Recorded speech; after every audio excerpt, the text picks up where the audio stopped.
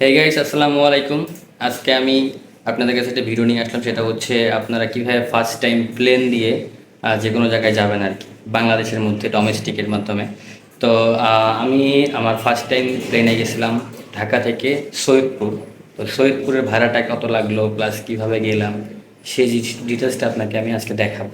তো প্রথমে আমি অনলাইনে জাস্ট শেয়ার ট্রিপের মাধ্যমে একটি টিকিট কাটি, যে টিকিটের প্রাইস নেয় প্রায় 4,500 টাকার মতো। এটা বিভিন্ন সময় ডিপেন্ড করে, আপনি যদি ইমার্জেন্সি কাটেন না, মানে আজকে কাটবেন কালকে যাবেন এরকম, সেক্ষেত্রে আপনার ভাড়াটা অনেক বেশি লাগতে পারে। আর যদি আপনি মাসখানেক আগে কেটে ফেলেন বা 15-20 দিন আগে কেটে ফেলেন, সেক্ষেত্রে অনেক কম টাকা খরচ পড়ে। তো আপনি ডিপেন্ড যদি চান সেক্ষেত্রে চেষ্টা করবেন আগে আগে কেটে দেখার জন্য, সেক্ষেত্রে আপনার খরচটা কম যাবে। ঠিক আছে।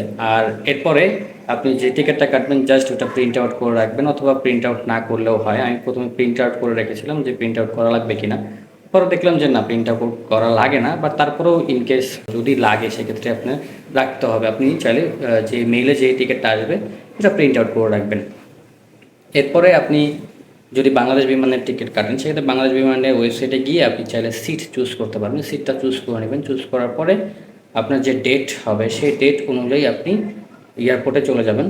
যে টাইমটা থাকবে সেই টাইমের অবশ্যই 2 ঘন্টা আগে যাওয়ার চেষ্টা করবেন, কারণ আপনাকে বোর্ডিং পাস নিতে হবে। বোর্ডিং পাস নেওয়ার পরে চেকিং আছে, তারপরে আপনাকে ওয়েট করতে হবে কিছুক্ষণ।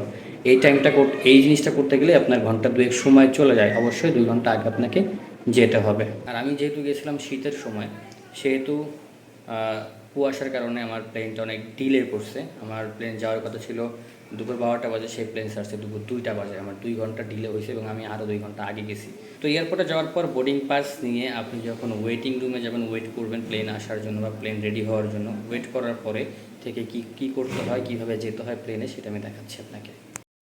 যখন প্লেন রেডি হবে তখন আপনাকে একটি বাসে ওঠানো হবে। বাসগুলো এরকম হবে, আমি এখন বাসের মধ্যেই আছি। তো আমার বাস জার্নিটা দেখুন কীভাবে আমি বাসে করে যাচ্ছি প্লেন পর্যন্ত।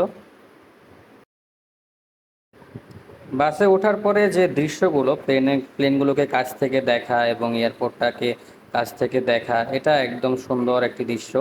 আপনি চাইলে এখান থেকে নামতে পারবেন না, আপনাকে বাসে বসে থাকতে হবে এবং একদম আপনার যে প্লেনটি আছে, যে প্লেনে আপনি উঠবেন সেই প্লেনের সামনে গিয়ে আপনাকে নামিয়ে দিবেন। তো বাস থেকে নামিয়ে দেওয়ার পর প্লেনের সামনে এসে ভিডিও করতে পারিনি, তাই পিকচারগুলো দেখাচ্ছি। এরকম ছিল। এরপর আমি প্লেনে উঠি। প্লেনটা এরকম ছিল, আমি প্লেনে উঠে একটু ভিডিও করতে পারি। তারপরে যেহেতু প্লেনের রুলস, ফোন বন্ধ রাখতে হবে, আমি কথা বলে এয়ারপ্লেন মুড অন করে আমি ফোনটা চালাচ্ছিলাম কিছু ভিডিও করার জন্য। আমি আগে থেকে উইন্ডো সিট নিয়ে নিয়েছিলাম, কারণ দৃশ্যগুলো দেখার জন্য, যেহেতু ফার্স্ট টাইম। প্লেনে কিছু এডিশনাল জিনিসপত্র দেওয়া থাকে, যেমন হচ্ছে একটা ব্যাগ, বিমান বাংলাদেশের একটা ব্যাগ। এই ব্যাগের মধ্যে যারা প্লেন জার্নি করলে বমি করে তাদের জন্য এটার মধ্যে আপনি বমি করে ফোল্ড করে রাখতে পারবেন, শেষে কেবিনগুলোকে দিতে পারবেন। এরপর হচ্ছে গাইডলাইন, এখানে কী করলে কী করতে হবে, সিট বেল্ট কীভাবে বাঁধতে হবে, টু জেড এখানে থাকে। তো প্লেন ছাড়ার সময় হয়ে গিয়েছে, এই সুযোগে আমি একটা ভিডিও করে নিলাম। যেহেতু শীতের সময় ছিল সেহেতু আকাশ থেকে নিচে দেখা যাচ্ছিল না কুয়াশার কারণে। প্রচুর পরিমাণে কুয়াশা থাকার কারণে আমি নিচে কিছুই দেখতে পারিনি, সব কুয়াশা। তারপরেও অনেক সুন্দর দৃশ্য দেখা গিয়েছে।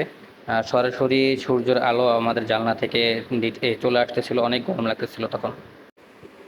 কিছুক্ষণ পরে বিমান বাংলাদেশের পক্ষ থেকে আমাদের কিছু খাবার দেওয়া হয়, খাবারের কোয়ালিটিটা আপনাকে দেখাচ্ছি।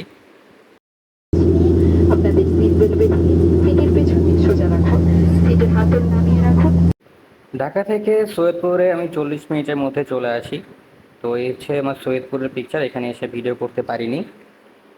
ধন্যবাদ সবাইকে ভিডিওটি দেখার জন্য, এতক্ষণ আমার সাথে থাকার জন্য।